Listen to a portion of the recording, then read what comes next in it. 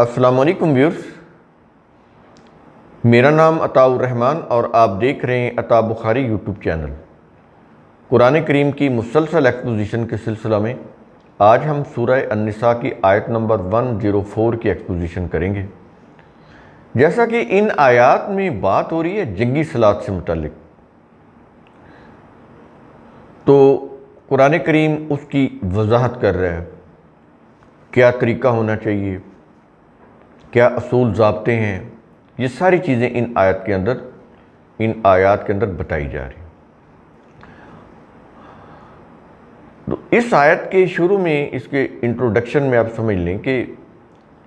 بات یہ کی جا رہی ہے کہ میدان جنگ میں دشمن کا تعاقب کرتے ہوئے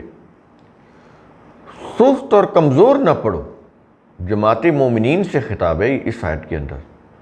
تو شروع میں ہم آپ کو یہ بتا دیتے ہیں تاکہ آپ کے اوپر آیت کو سمجھتے ہوئے کوئی دشواری نہ ہو، یہ چیز فوراً سمجھ آ جائے کہ بات کیا ہو رہی ہے۔ کہ جب میدان جنگ ہے تو دشمن کا تعاقب کرتے ہوئے تم نے سستی، کمزوری یہ نہیں دکھانی، ان کے اوپر پورا فوکس رکھنا، پورا ایکٹیو رہنا ہے، ویجیلنٹ رہنا ہے۔ تو اس میں یہ کہا جا رہا ہے کہ لڑائی میں صرف تم ہی نہیں، یعنی ایک تو یہ چیز ہے نا کہ تم نے ویجیلنٹ رہنا ہے، دوسری چیز یہ بتائی گئی اس آیت کے اندر کہ تم ہی نہیں بلکہ تمہارے دشمن بھی تکلیف، دکھ اٹھاتے ہیں، صرف تم نہیں اٹھاتے۔ ظاہر ہے کہ جنگ بڑے دکھوں کا، بڑی مشکلات کا یہ عمل ہے، جان جوکھوں میں ڈالنی پڑتی ہے، گھر چھوڑنا پڑتا ہے، اپنی جان کے نذرانے پیش کرنے پڑتے ہیں، یہ کوئی آسان کام نہیں ہے۔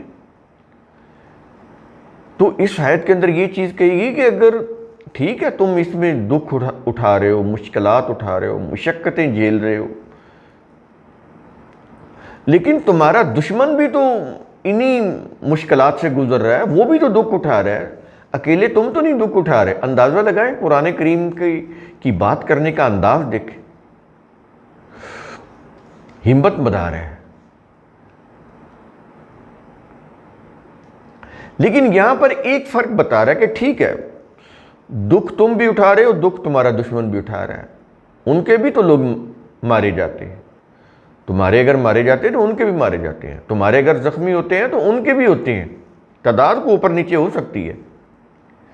لیکن جانیں تو دونوں طرف سے جاتی ہیں نا۔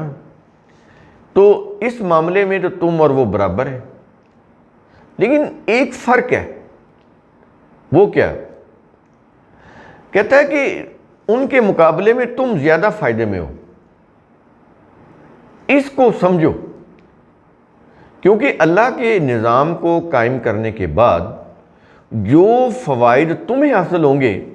وہ انہیں تو حاصل نہیں ہوں گے نا۔ کہتا ہے یہ ہے اصل چیز۔ ٹھیک ہے تم جانیں دے رہے ہو، مشقتیں اٹھا رہے ہو، دکھ اٹھا رہے ہو، ٹھیک ہے، وہ تو تمہارا دشمن بھی یہ کچھ کر رہا ہے، اس میں تو تم برابر ہو، لیکن تم ایک معاملے میں ان سے سپیریئر ہو، ان سے بہتر ہو، کہیں بہتر ہو کہ جب یہ نظام قائم ہوگا تو وہ تو تمہاری بہتری کے لیے ہے نا، تمہاری فلاح کے لیے، اس کا فائدہ تمہیں اللہ نے نہیں فائدہ اٹھانا، وہ تو الصمد ہے، الغنی ہے، بے نیاز ہے، اس کو تو ضرورت ہی نہیں ہے۔ ہم نے تو تمہارے فائدے کے لیے، تمہاری بہتری کے لیے، تمہاری فلاح کے لیے یہ نظام، اس کے قوانین دیے ہیں، اگر تم یہ قائم کر لیتے ہو تو فائدہ تمہیں ہوگا، دشمن کو نہیں ہوگا، وہ تو تمہارے مغلوب ہو جائیں گے، تمہارے سامنے ذلیل و خوار ہو جائیں گے۔ وہ تو ظاہر ہے جو قوم مفتوح ہو جاتی ہے، مغلوب ہو جاتی ہے، تو وہ تو ذلت ہوتی ہے نا۔ جب تم نظام قائم کرو گے تو تمہارے پاس قوت، طاقت اور اقتدار آ جائے گی، لیکن ان کے پاس تو وہ چیز نہیں ہوگی، تو فائدہ تو تمہیں ہوگا۔ اس لیے یہ چیز ان میں رکھو کہ جب یہ نظام قائم ہوگا تو یہ جو فوائد ہیں وہ تمہیں حاصل ہوں گے، انہیں نہیں حاصل ہو سکتے، کیونکہ انہوں نے اللہ کے قوانین کی مخالفت کی اور اس کے نظام کو قائم کرنے میں وہ رکاوٹ بنے، میدان جنگ میں اترے، تو یہ فوائد ان کو تو حاصل نہیں ہو سکتے، وہ تو تمہیں ہی ہونے ہیں۔ یہ چیزیں کہنے کے بعد اس آیت کے آخر میں کہا گیا ہے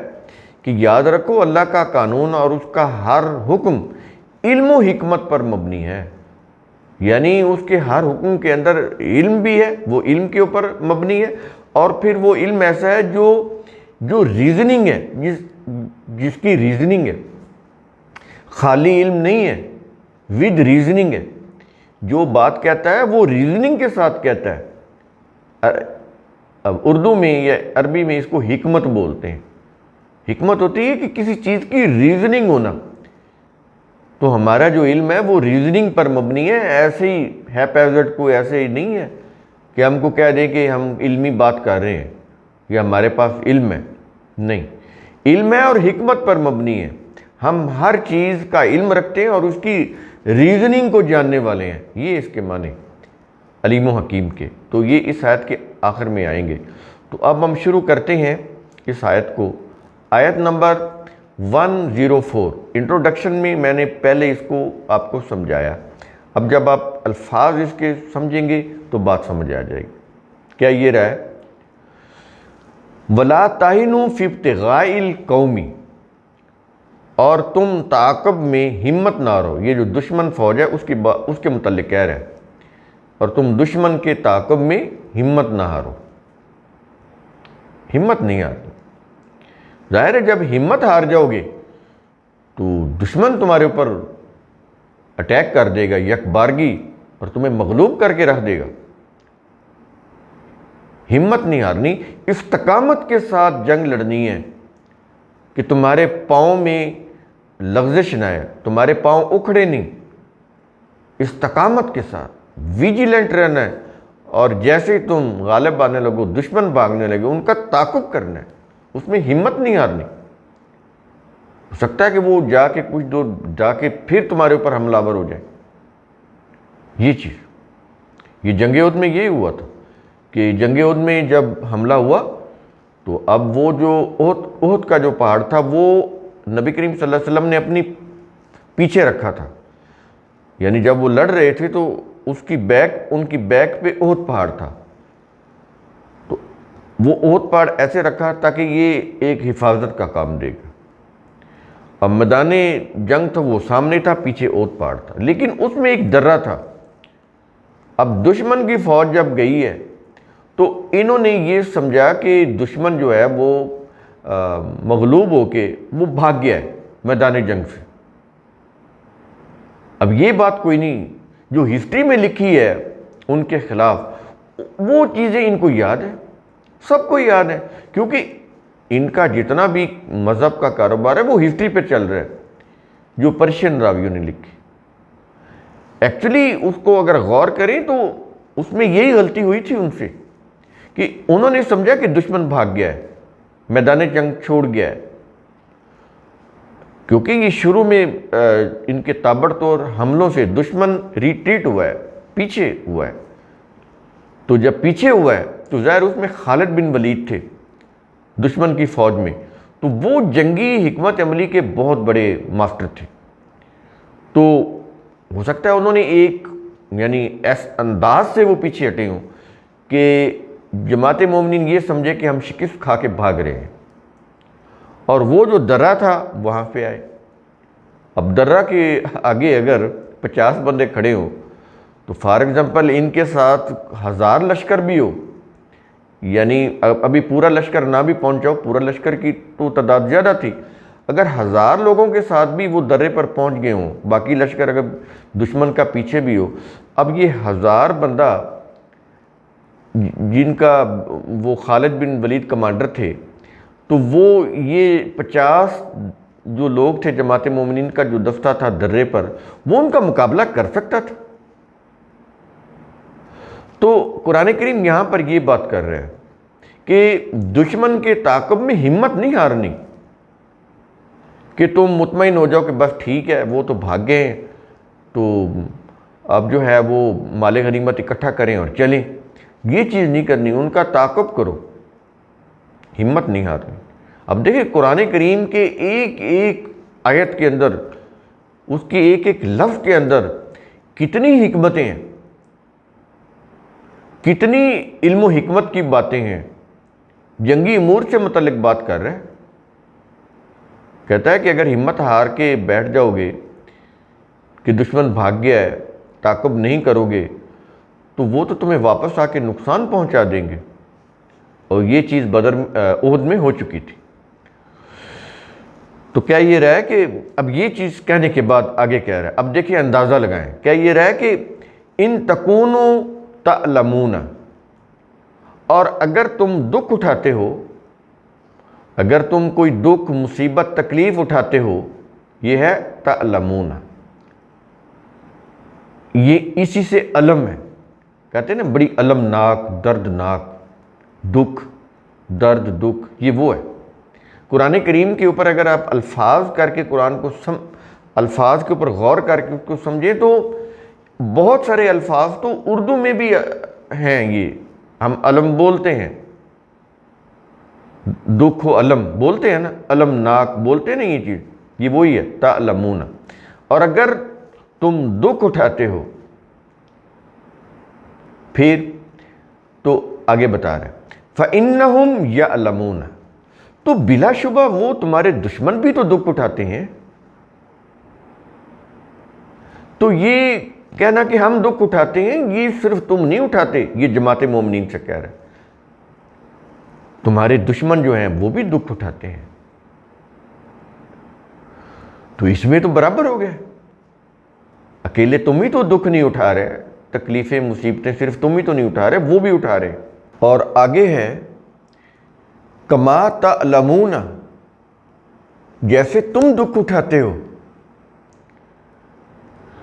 لیکن ایک فرق ہے، وہ کیا ہے آگے بتا رہا ہے، کیا یہ رہا ہے کہ وَتَرْجُونَ مِنَ اللَّهِ مَا لَا يَرْجُونَ، اور تم اللہ سے امید رکھتے ہو جس کی وہ امید نہیں رکھتے۔ جماعت مومنین سے کہہ رہا ہے